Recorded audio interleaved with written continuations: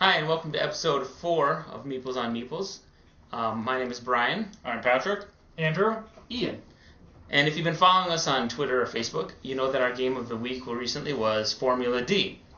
And Formula D is a racing game, or a racing simulator, where basically you have these little teeny cars, which may not be easy to see with the camera, and the racetrack is divided into all these little teeny rectangles. So you start at the starting point here, and basically...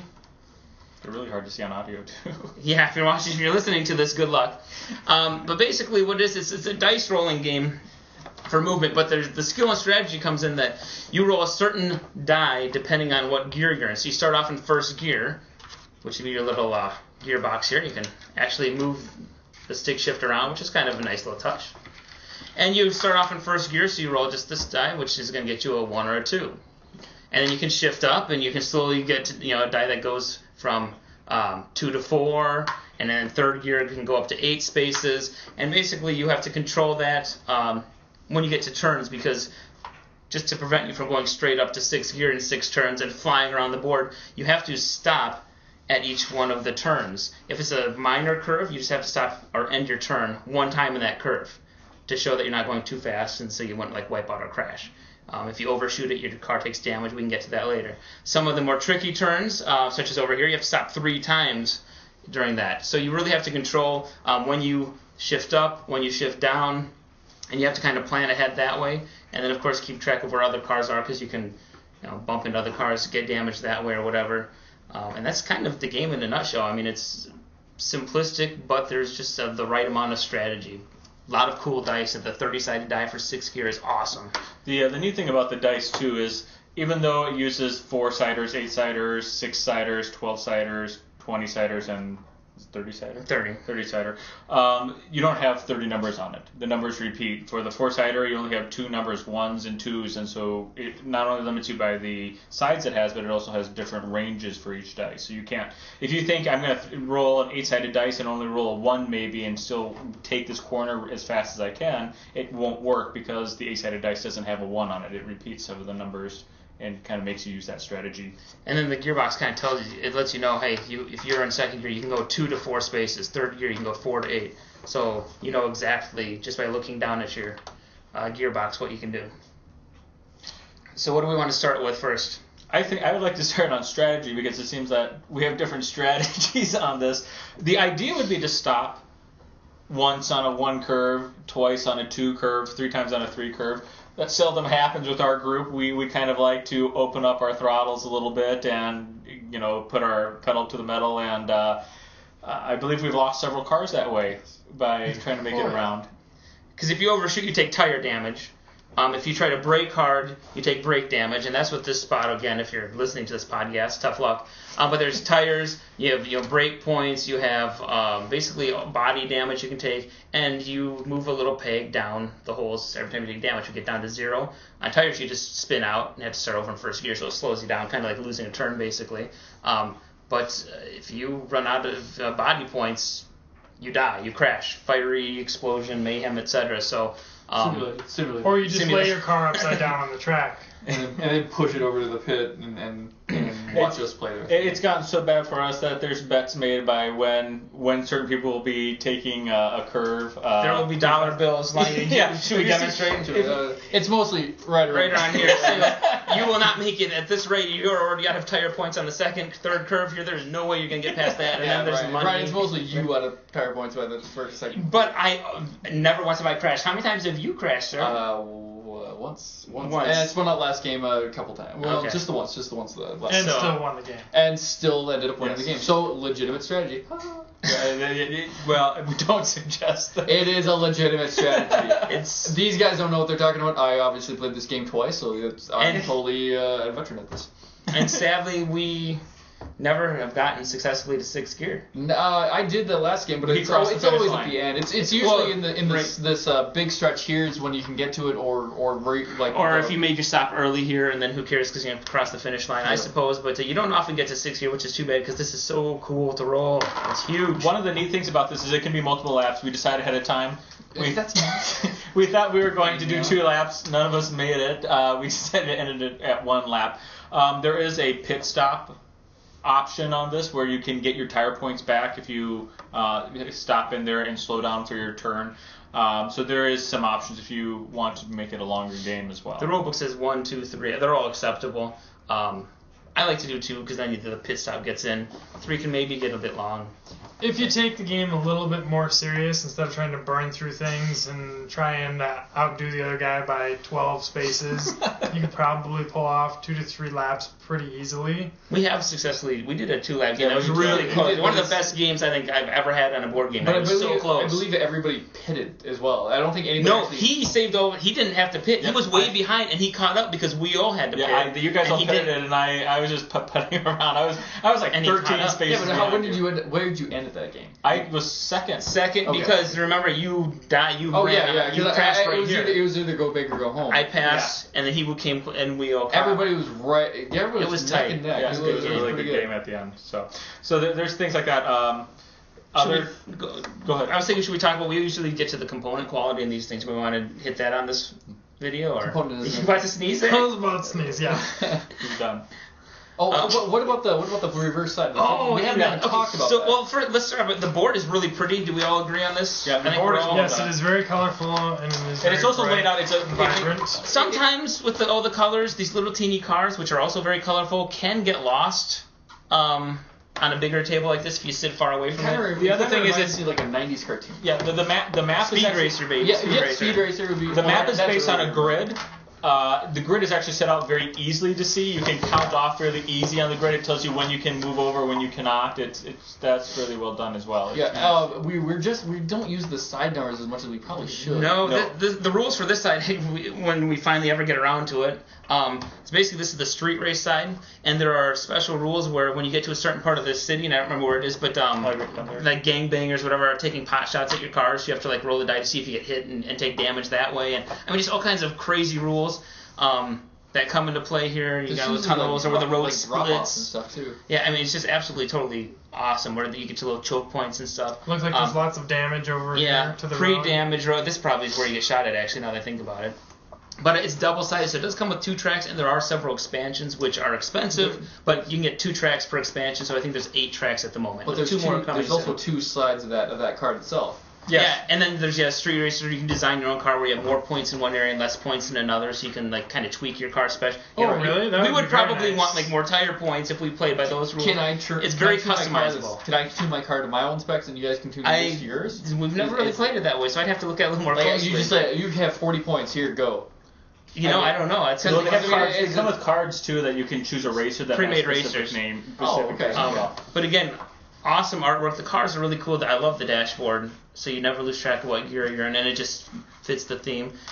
Like a few games. Anybody have any complaints at all? Because I do. The one thing that I complain about is, I understand why the cars are tiny, and when I'm talking tiny, they're less than an inch. How big are these things? What is the... About as big as your pinky nail. Yeah, about as big as your pinky. I mean, they are tiny cars, and they're very light. So if somebody's a bad dice roller, I don't know who I'd be talking about, and you hit a car or you bump the map, these cars go flying, and they're just really, really tiny. That's my just my biggest don't complaint. roll on the board, and you're pretty safe with that. Unlike somebody. We were talking about plexiglass layover to be able to do that, but you haven't brought that in. And also because plexiglass, if you can see it with the camera or not, but it doesn't lay flat. I mean, it's a huge board divided up into many folds here, and 2 pieces that they don't interlock. That would have been nice. They just sit next to each other. So if it gets bumped, it moves. It doesn't completely lay flat, so we often have like a cell phone here and here, at key places to hold the board flat. And that's, I don't know, there's got to be some way around that. There should have been a better way to maybe... I would have liked them to see if they do the interlocking boards that you see with a lot of modern boards. These all could have been individual squares or something. I don't know, but... So that could really change up too. I mean, if these were individual squares, the complexity of the map would be huge. You can make your own tracks too. Well, this is a lot like Motocross, which is another game we've played with motorcycles. Has that option where you can actually make your own tracks. It's a motorcycle game. Piece is a little bit bigger, but one of the things is a modular track, and that would be kind of neat for Formula. But I don't think you can ever get as complex look how elaborate this is. This is really overlapping and going under tunnels and stuff. So, but if you memorize this map enough times, but you could never do that with interlocking pieces. I don't think I've ever even looked at the roadmap ahead and being like, I need to make sure I'm over during the game. Yeah, but even just 2 turns ahead is really all I need to look. I don't care what the rest of the board looks like. And I think that the gameplay changes every time to where one guy's here. You can't say that I know from this space I need to be in 5th gear so I can get to here and stop and then go, because there could be debris here, a guy here, and you can't go through that many pieces. And you've got the randomness of the die, which also kind of throws, like, you can't plan, I'm going to get a 10. No, there have been plenty of times where if I can go up to 12, if I get a 12, I'll overshoot it, but anything else, I'll be fine. Oh, I won't roll a 12. And then you always roll the 12. You always roll the highest number, the one you can't possibly hit. It's like, so that little bit of luck. Some people hate luck, but I think it kind of works for this game. Kind of works in both ways, it seems like. Yeah, and it's not complete luck either, like we'd said. You get to pick the gear you're in, which means you get to pick the range, whether you're going, 4 to 8. You only have 4 different. You're not picking 1 through 30. This isn't the game of life where you spin and that's how far you move. I mean, you get to choose. You have some selection in the limitation of the dice. And through careful lane changes, or where do I want to enter the turn, because the little arrows on here kind of dictate where you can go and change lanes once you're in the turn, because of the G-forces, etc. Well, I do really like the fact that they tell you what's the max pass and minimum path to get in there, because when I'm rolling my dice or figuring out my corners, I can know that I'm 2 spaces out and I'm 17 in, so I have 19 spaces, and this gear allows me to go to 20. I can probably get into it just fine, and I usually always roll at 20. Yeah. I do also want to point out at this point, it sounds like we're getting really complex in this and that you may not be following, but once you actually sit down and look at it, it plays very smoothly and it doesn't complicate it as much, because we're all talking about different experiences versus one individual experience. To explain it is easiest, especially for those who can't see. It's basically a track that's broken up to a map grid, and there's certain turns, and on the turns they have arrows that tell you where you can and cannot go. And so when you roll the dice, it's basically figuring out how to use the numbers to best advance myself on that grid to get to where I need to go without blowing over it. And if you roll too high, no matter which route you take, you're going to take damage, whether it be tire. With this, this is just basically the board game version of what it's already been out. I guess it's called a vector rally or vector or racetrack. I think it's paper, if you can Wikipedia it or something like that, where you get a grid paper, graph grid paper, and then you start mapping your. It's based on vectors, and there's the whole rules. I don't 100% know. It's very similar to this game itself, and you take tire damage, and you take. There's oil spills and whatever you draw out on the boards. And you can just do this at home with graph paper. And you can add weather effects to this, which is kind of cool. There are little weather effects, like slick and water and rain. I'm going to go off. You know what would be really cool for this game? Car Wars. Like guns and things? I mean, the old Car War games. If anyone knows Car War games, that was an old game that used grid graph paper, and you would pimp out your car with guns and missiles and stuff like that. I miss that game. I really love. Thought about coming up with a Mario Kart variant. I just don't know how it would work, but that would be sweet. Oh yeah. Mario Kart on something like this with the little shells. Nintendo. That'd be sweet. Mario Kart board game. I'd be all over that. Yes. I'm all for hats if we can get hats. Race helmets, racing helmets, and a badge. I don't know, whatever. We're going back to another podcast. Yeah, whatever. Going back to podcast 3. Steering wheels, whatever. Yeah, I was impressed though. They really didn't even need to go this far. The whole gearbox thing. They did. If you that Haunted House one cool. where you have to slide around. Oh man, having an actual static option where you can plug things into it and it holds it there. That's amazing. That's what I'm saying. I think they've already kind of gone above and beyond the extras in this game. The game is very nicely designed. And it comes with, I don't even know 20 different cars to choose from or whatever. So you didn't even buy an expansion for this. No, I do have another track. We've never gotten to it, but I do have more tracks. You don't get more cars, but there are more tracks you can buy. Yeah. What do you think they could have added to this to make it? Helmets.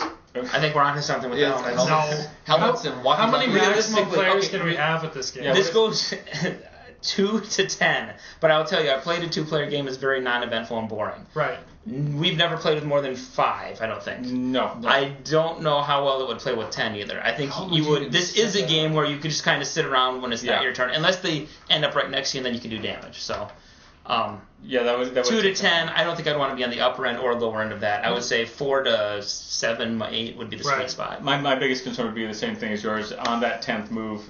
And the other thing that you have to remember is, where you start, it's not like a traditional board game where you go round robin, and you go around. Each player takes their turn in the specific order where you stand. That's true. The person who's at the head goes first the next round, and the next person all the way back is the player's moves in sequence is determined on where your car is in the race. Yeah. And so if you are player 10 and you're way behind everybody else, and you're not catching up, it can be a really long game for that individual. That's why you're searching on your iPhone. Yeah, on your iPad. That's why you're learning that. Oh, this used to be a paper game. Look at that, guys. I learned that before this game because I guess they brought that game to an iPad or an iPod app. Oh, really? So it was kind of. So this is. I'm going to mention real quick. This is being made into an iPad app. They're going to call it Formula Feud, and it's supposed to come out within a few days of filming this year. So they're actually making a I think they should make this a major motion movie. iOS version. They tried to do that. It's called Fast and the Furious. Didn't work so well. Oh, yeah. And they had guns. Hey, I'm just going back to that. Relax. All right. There's a quote from the movie. If you find it, Paul Walker, you're an idiot. All right. So Hashtag Paul Walker's an idiot. 1 to 10. 1 is terrible. 5 is okay. 10 is amazing. Where are you? I hit a lot of games at 7. I find this a 7. It's a great game. It's a fun racing game. Not much wrong with it. The problem I have with it is you can wait a long time between races if you play with larger numbers. But I think it's a good solid 7. I enjoy the game when it hits the table. It plays all of us, which is we have a hard time finding games that plays five or more. And it's just we've had a lot of great conversations and great laughs at the game. So and I've made a couple bucks off of it. So it works well for me. I've made a lot of money off of this game. You guys are always like, oh, you're never gonna make it that far. Seriously, you're no tire the third. You wuss out. You blow all your tires. I'm the worst bet at this game, but yet you know what? Brian's just a great gambler, is what it is. He burns it up, and then people start betting. And he's like, I'm just gonna limp it all the way. Betting is not part of the official rules, by the way. This game does not endorse bet. I came in first one time, so don't say I cheated. I came in first. Anyway, I'm sorry, I disagree. I give it a 9, but I'm kind of a 9. I'm a car though. I love the British Top Gear, not the American, like the older British Top Gears where they get really into the cars and test drive. I just think that's so awesome. So I think that's very cool. And so I just liking cars. I just love the theme, and I think very few games do it where the board, the pieces, the rules all fit the theme almost perfectly. It all makes sense. It comes to the perfect trifecta, so to speak. So why is it not a 10? What's keeping it from being a 10? board? It's some of the board doesn't quite sit flat. It's a little expensive. Buying the expansions. What is the cost of the game? Well, I thought you could find better deals online, but I think they suggest like $60. Oh, that's not a bad. Which is for 2 tracks, but then 2 tracks, $30 a pop after that. Yeah, that is. So you could easily spend like $200 on this game. Wow. So it could go real fast. Takes a 9. So I'll knock that, but I'm gonna give it a solid 9. Solid. Take that. Nice. No wonder why when I said it was You're horribly offended. Down my throat about it. Why do you not want this game? Wow. Well, I would give it a 7. This is over. That's it. I'm out of here. Okay. He does that when he loses too. Just so you know. Just a few things like the cars for me don't quite do it. I mean, yeah, obviously they're all different. And they're painted windshields. Come on, the tires, the rims are painted on there. They're hand painted in China. That's imported. Yeah. Well, anyway. Probably. Just a few things like it sticks down, but most of it's just the actual gameplay. Like it plays fine as a game, but when it really comes down to it, like the actual things that you would burn coming through a turn, your gearbox, your body, things like that, made in China, don't really apply to realistic racing for me, or even normal driving day to day. Like when you go into the pit stops, you can't fix anything but tires. That's a problem to me. That's not necessarily realistic because you can fix other things. Yes. But I mean, just a few quirks like that. It is really fun to play. It's a solid 7. So, yeah, it's just... No, you're done. Okay, go ahead, Ian. Wow. Better than 7, right? Better than 7?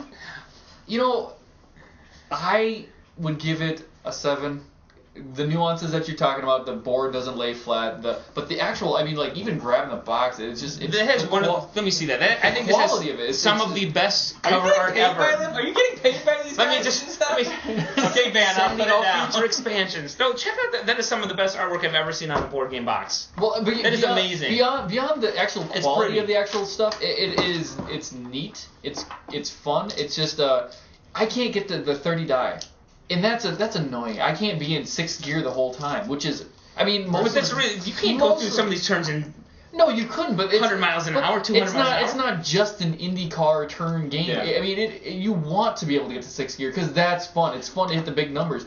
And look at this right here. I bet you can get to 6th gear on this one. Yeah, but we always play the other side. Yeah, but no, you can't because to get through those two curves right next to each other, you're going to be in 4th gear. If you would do 6, you'd be right here and you're blowing through the next curve. And it's a 2 curve. I mean, it really. You can take damage to downshift though. Extra rules. We don't need to get into that. 6 gears is almost a luck die. It seems like where you would just land perfectly right here, and you only have to go once, and then you're already in 4th, and you could bump up to 5th, and then you have 6. There's some definite strategies in play with everybody that plays this game, and trying to figure out what they want to do, even within the individual moment that they're actually playing. And because your 500 things are running through your head as far as should I roll a different gear? Should I roll? Should I drop down? Should I take damage here just so I can get to a higher gear by the end of my roll? A lot of different play options. I do believe it is a decent game. I want to go as fast as possible. I want to blow up my car. I want to get as close. I want to get up as close to blowing up my car as possible before so I can have the max fun. But it just seems like I'm always limited by these stupid turns. And you guys betting against me. I do have a question. Why is there a station wagon?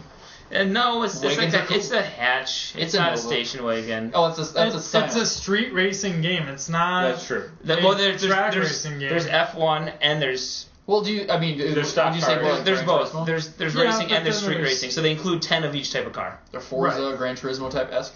So yeah. Okay. But all right, so there you have it. It is a 9. Thank you for watching. Turning next week, where we're going to be reviewing Last Night on Earth. It's a good zombie game. Good zombie. What more needs to be said? Yes, it's a zombie game. So we'll see you then. Thanks for watching.